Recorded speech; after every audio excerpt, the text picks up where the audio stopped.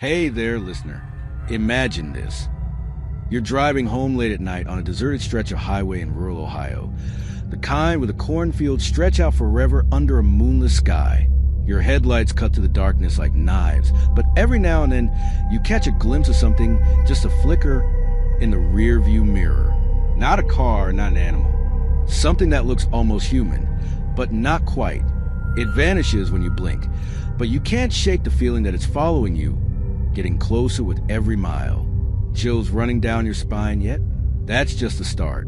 Before we dive into this true horror story that'll make you fear the night, don't forget to subscribe to our channel, because we got a ton more terrifying tales coming your way, straight from the shadows of real life. Alright, let's get into it. My name's Jake Thompson, and I'm from a small town called Milford, right outside Cleveland. You know the type, quiet neighborhoods. Everyone knows everyone, and nothing much happens except the occasional Friday night football game at the high school. I work as a mechanic at the local garage, fixing up trucks and sedans for folks heading to the city. Life's pretty routine, or at least it was until last summer. I'm telling you this like I'd tell a buddy over a beer, because honestly, I still can't believe it happened to me. But it did, and now I check every dark corner twice before I turn out the lights. It all started on a Tuesday evening in July. The heat was brutal that day, humid as hell, the kind that makes your shirt stick to your back after 5 minutes outside. I just finished up at the shop, working on Mrs. Hargrove's old Ford pickup.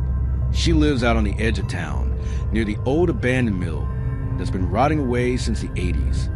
Anyway, I clocked out around 6 p.m., grabbed a six-pack from the gas station, and headed home to my place on Elm Street. Nothing fancy, just a 2-bedroom ranch house I inherited from my folks after they passed a few years back.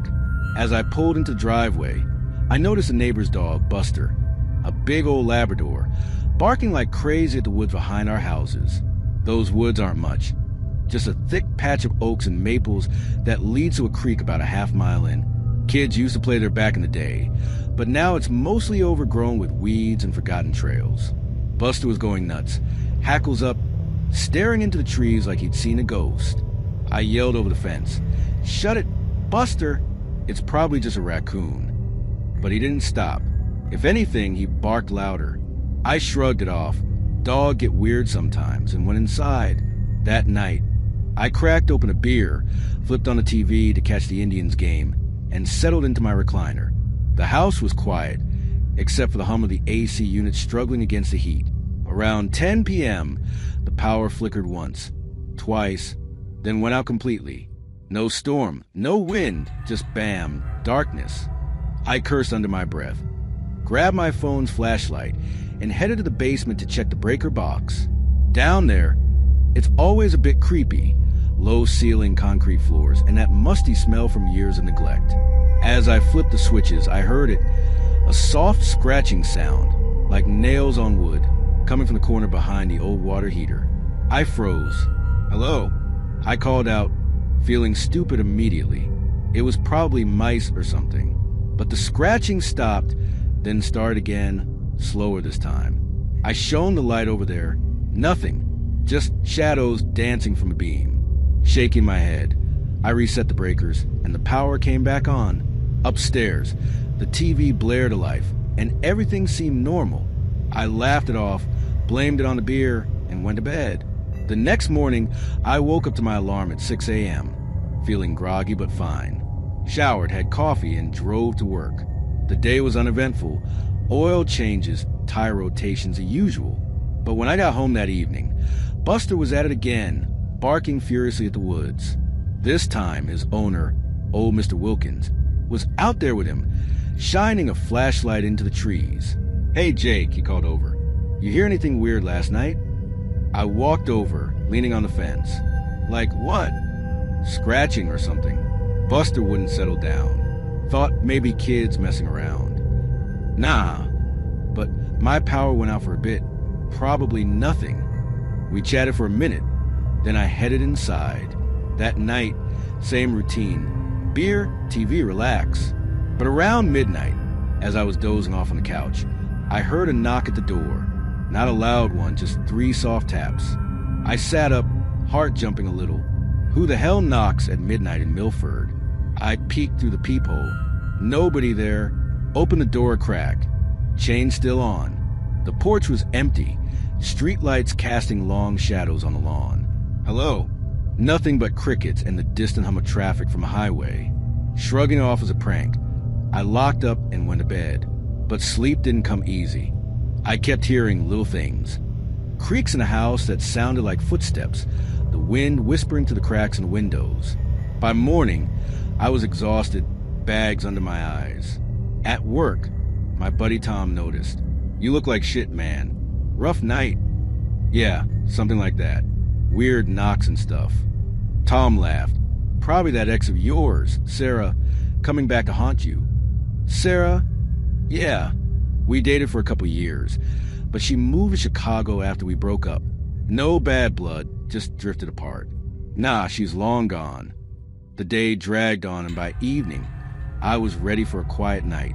But as I pulled into the driveway, I saw something odd, a footprint in the mud near my garage.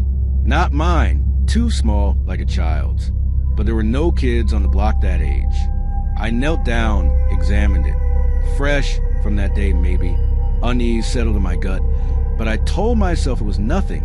Inside, I made dinner, microwave pizza, nothing special, and sat down to eat. The sun was setting, painting the kitchen in orange hues. That's when the phone rang. Unknown number. I answered. "Hello." Silence at first, then a whisper. So faint I could barely make it out. "Help, me? Who is this?" I demanded. The line went dead. My hands shook as I set the phone down. Prank call? Wrong number? I blocked it and tried to forget. That night, the scratching returned. Louder this time, from the attic. I grabbed a flashlight and a baseball bat from the closet. Better safe than sorry, and climbed the pull-down stairs. The attic was dusty, filled with boxes of my parents' old stuff. Photo albums, Christmas decorations, junk. The beam swept across the space. Nothing. But as I turned to leave, I heard it again. Scratch, scratch, scratch. Coming from behind a stack of boxes. Heart pounding, I moved them aside. There, etched into the wooden beam, were marks like claw scratches, fresh and deep. Below them, faintly carved. "I'm here." I bolted down those stairs faster than I've ever moved, slamming the hatch shut. What the hell? Kids breaking in? But how? The house was locked. I called the cops, Milford PD, just 2 officers on night shift. Officer Ramirez showed up, took a look, but found no signs of forced entry. Probably animals, Jake. Squirrels or raccoons getting into the vents. "Yeah, maybe," I said, not convinced. He left, and I barricaded myself in the bedroom, bat by the bed. Sleep came in fits, dreams of shadows chasing me through endless woods. Morning light brought relief, but the fear lingered. Over the next few days, things escalated.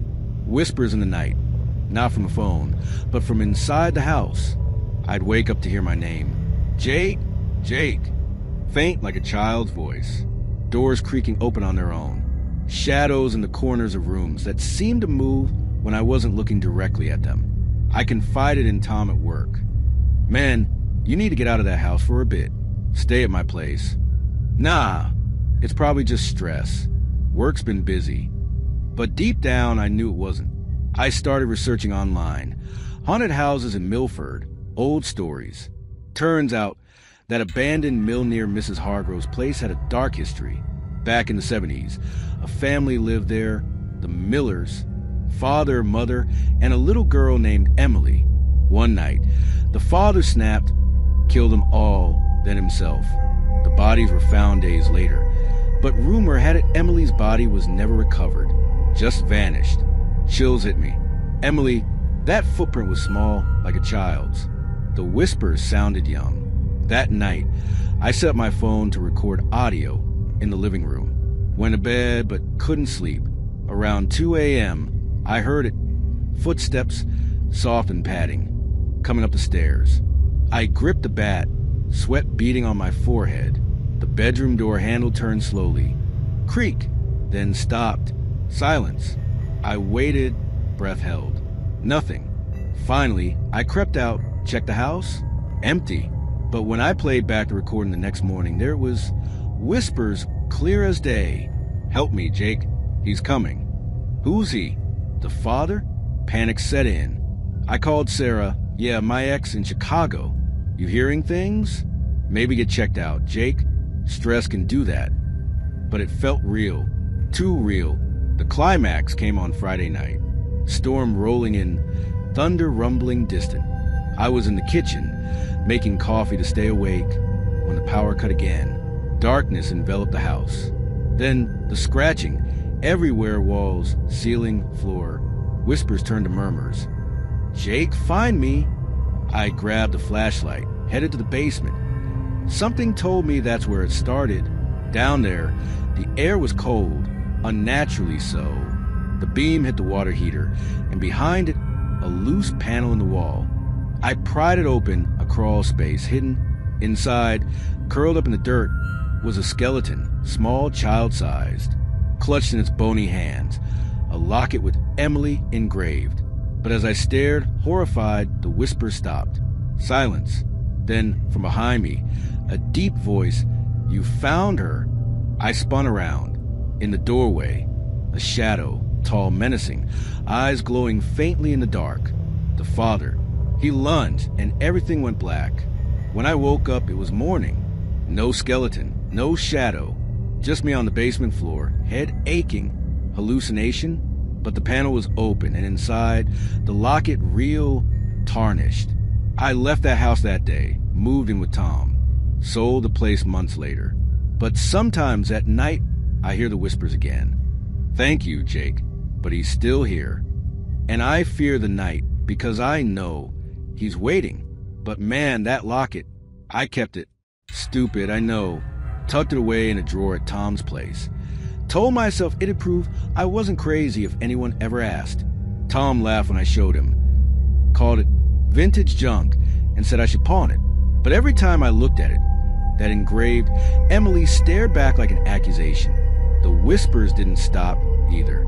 They'd come at night, fade through the thin walls of Tom's apartment. "Jake, he's coming, don't leave me." I'd bolt upright, sweating, checking the locks twice. Tom's a good guy, single, works construction, lives in a cramped 2-bedroom off Route 42 in Milford.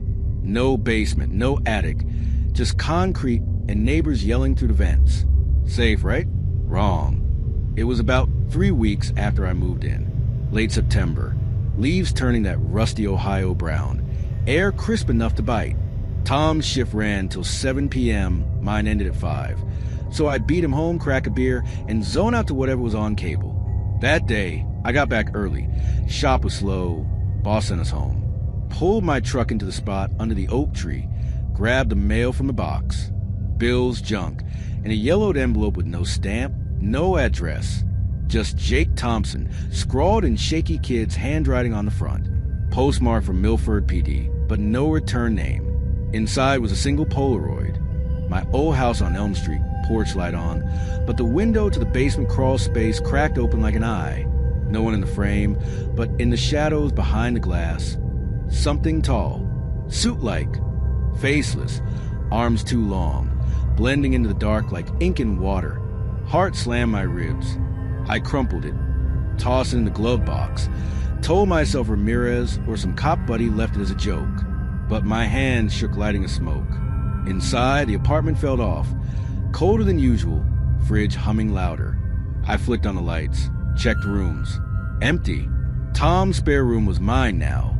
Twin bed, dresser, window overlooking the parking lot, and those damn woods beyond Elm that backed up to my old place. Buster still barked sometimes from Mr. Wilkins' yard.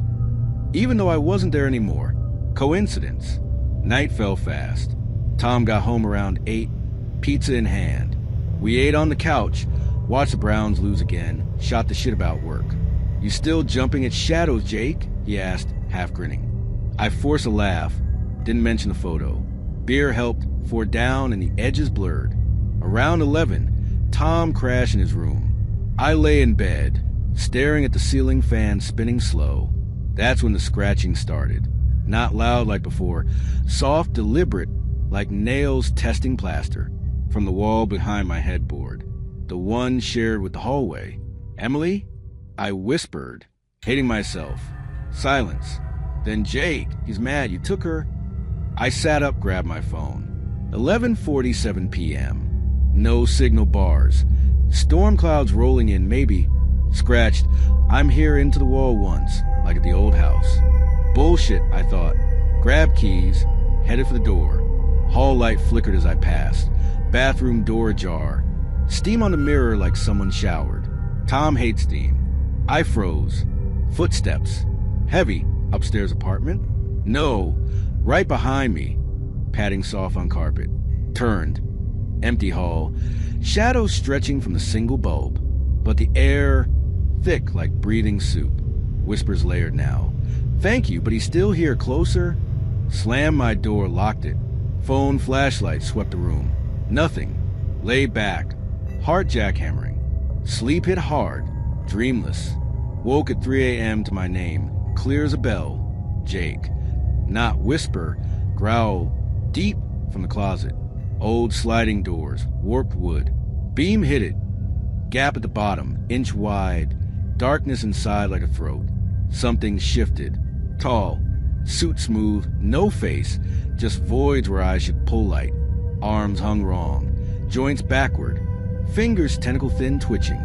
It didn't move, but the room shrank. Cold clamped my chest. Lungs burning. What do you want? I choked. It tilted. No neck, just angled. Static filled my head. TV snow mixed with memories not mine. Mill fire, screams, small hands clawing dirt. Daddy's axe swing. Emily's locket snapping open. Photo inside him, blurred tall man behind a family portrait. Then pain, his hands crushing ribs in the crawl space. Woke gasping, soaked. Closet empty, door shut. Dawn light gray through blinds. Told Tom over coffee. Bad dream, man. House stuff. He nodded, uneasy. Sell the locket. Burn it. Whatever. Just get rid of it. Couldn't. Drove to work. Eyes on rear view. Cornfields endless. That highway flicker from the hook you heard. Garage was quiet. Mrs. Hargrove picked up her truck. Thanked me shaky. Heard you sold the place. Good. That mill bad spot. Mentioned the family again. Millers, 70s. But dug deeper on break. Library microfiche. Cleveland papers. Not just murder. Father, Harlan Miller, mill foreman. Wife Clara, daughter Emily, 8. He snapped after layoffs. Rumors of arguments with shadows. Tall figure in woods workers saw before shutdown. Bodies in mill. Axe from shed, but Emily's? Missing. Crawl space under house searched. No girl. Harlan suicide note. He made me. Took her first. Tall one from Pines. Watches always. Police ruled hallucination. Bad batch moonshine. But Woods reports. Tall shadow, no face. Luring kid since 1800s. Moonville tunnel nearby. Abandoned rail cut through Zaleski State Forest. Engineer beheaded 1859. Light Bob's tracks. Tall man sightings pre-Slender Man memes. Chills. Old timers at gas station nodded. Stickman. Pine devil cousin from Jersey Barrens. Woods eat folks. Mrs. Hargrove slipped me a book. Local legends. Penna's Asylum, Pennsylvania tie-in. Feeble-minded kids experimented 1908 to 1987. Shadows and tunnels. Child screams. Emily institutionalized young. Record sealed. Drove Route 33 east towards Zaleski that afternoon. Locket burning pocket. Woods thicken. Oaks twist like arms. Corn gives way to pines. Fog low. Pulled off at Moonville trailhead. Boots crunch leaves. Sign. Tunnel closed. Dangerous. Graffiti. He waits. Hiked in dusk purple. Rails gone. Path narrow. Walls moss slick. Whispers echo, not wind. Jake. Found me. He's angry. Locket warm.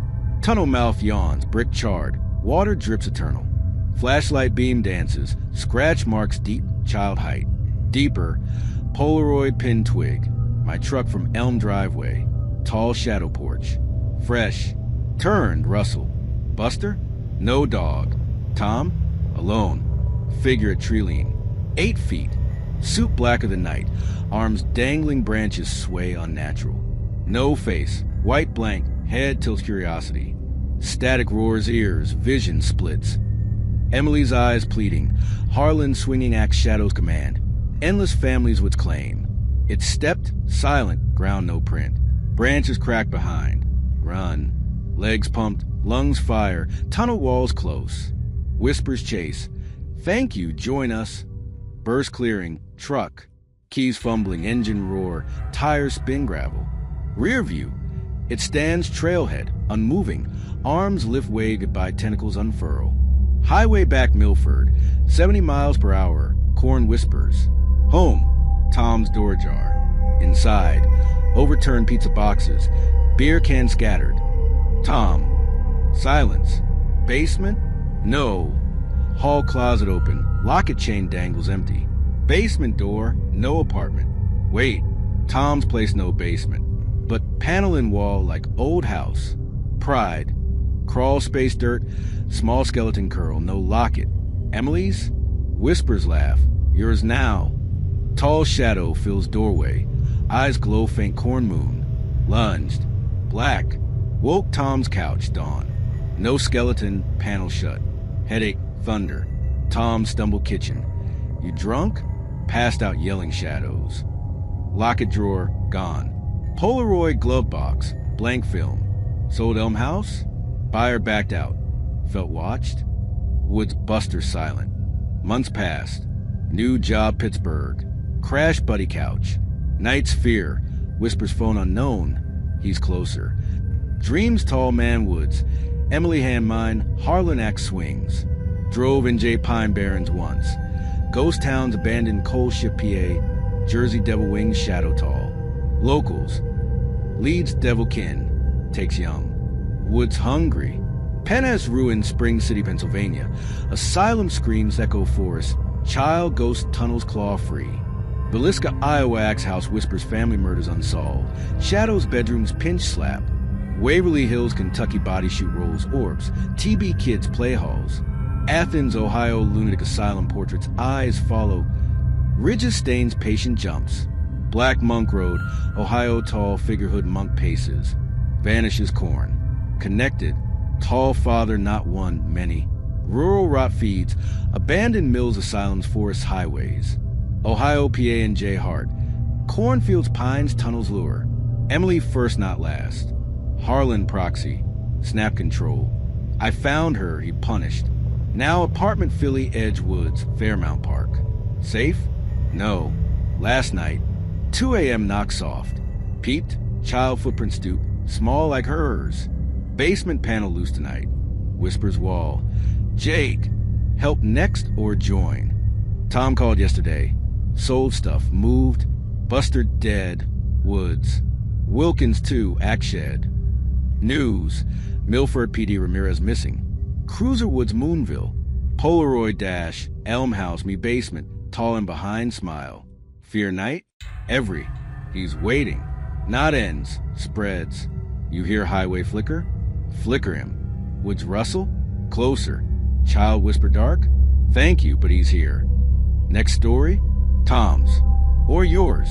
Subscribe. More True Night's Fear. Shadows watch. But wait! That was an end. Listeners, Jake's tale got me thinking. Tom's version. Peace calls before vanished. He stayed Milford, bought Elm cheap after I bailed.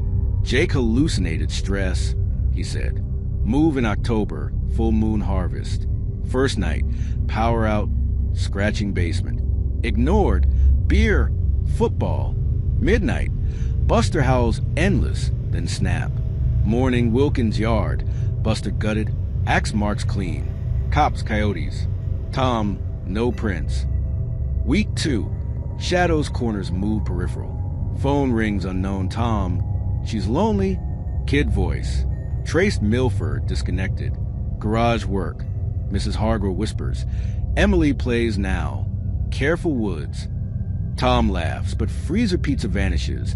Replace raw meat chunks, bone flecks. Climax Halloween. Party Toms, locals beer pong. Power flickers 10 p.m. Kids egg house, standard. 1 a.m., guest gone. Alone cleanup. Basement door creaks open solo. Light down. Panel ajar, locket chain dangles. No bone. Whispers. Play Tom Daddy Home. Footsteps stairs. Heavy boot. Turned. Harlan Miller. Overalls blood-crusted. Axe shoulder. Face gaunt. Eyes black voids. Took daughter. You next. Swung. Tom ducks. Grabs back closet. Clash kitchen. Table splinters. Chairs fly. Harlan no blood. Axe phases arm. Cold burn. Tom swings. Connects air. Figure flickers tall suit shadow. Arms wrap neck choke. Gasp free. Bolts door. Cops Ramirez. No answer. Neighbor bangs. Quiet. Dawn. Harlan gone. Axe kitchen block. Harlan's mill initials carved. Locket floor. Photo Tom basement. Tall man behind grin. Tentacles. Tom fled. Pittsburgh me. But road route 33. Fog thick. Rear view flicker. Tall outline median. Thumbs hitch. Pulled over woods Zaleski. Footsteps crunch. No one. Tunnel echo.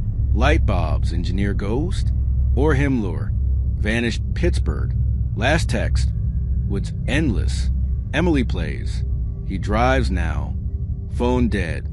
Investigated. Tom's truck Moonville lot. Doors open. Polaroids dash. Family's woods. Tall and watches. Inside. Emily Lockett note. Thank you, Tom. But he's still here. Waiting highway. Pattern. Jake me Tom. Mechanics Elm Garage. Next. Listeners you drive rural dark. Corn whispers. Pines rustle. Tunnels call. Flicker rear view. Not deer. Tall shadow cornfield. Wave hello. Knock midnight. Child lost. Open. No. Real. Archives Cleveland Library. 1890s Moonville logs. Tall Foreman Woods. Mill kids vanish Emily first. 1970s Pennis transfers Ohio shadow catatonic. Villisca 1912 acts tall man preach sermons. Waverly child shoot tall nurse suit no face. Athens portraits change tall doctor. Pine Barrens leads tall devil wing shadow. Black monk could tall paces road. He's old. Rural America veins. Abandoned veins. Feeds fear isolation. Father snap. Kids lure. Houses panels hide bones. I research now. Channel true tales. But nights. Apartment woods edge. Footprints stoop child. Basement panel scratches fresh. Whispers. Next part. Tell more. Hit like. Sub. Fear night. Locked doors. Check rear view. He's waiting.